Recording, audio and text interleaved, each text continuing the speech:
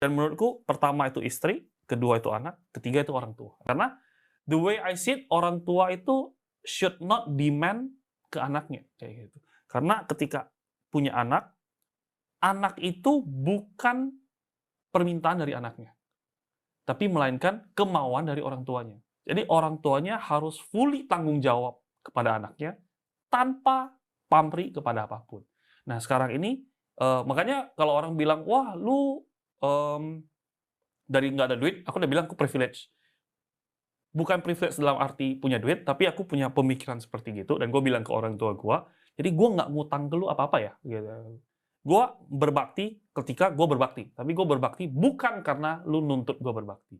Kebanyakan orang kan, sebagai anak, bayarin utang orang tua lah, harus nyenangin orang tua dulu, itu kan beban dalam hidup. Dan menurutku pertama itu istri, kedua itu anak, ketiga itu orang tua. Karena the way I see it, orang tua itu should not demand ke anaknya, kayak gitu.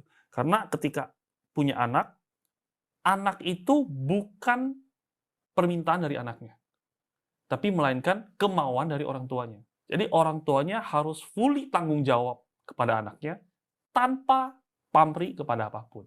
Nah sekarang ini, makanya kalau orang bilang, "Wah lu, mmm, dari nggak ada duit," aku udah bilang aku privilege. Bukan privilege dalam arti punya duit, tapi aku punya pemikiran seperti gitu, dan gue bilang ke orang tua gue, jadi gue nggak ngutang ke lu apa-apa ya, gitu. Gue berbakti ketika gue berbakti, tapi gue berbakti bukan karena lu nuntut gue berbakti. Kebanyakan orang kan, sebagai anak, bayarin utang orang tua lah, harus nyenangin orang tua dulu, itu kan beban dalam hidup.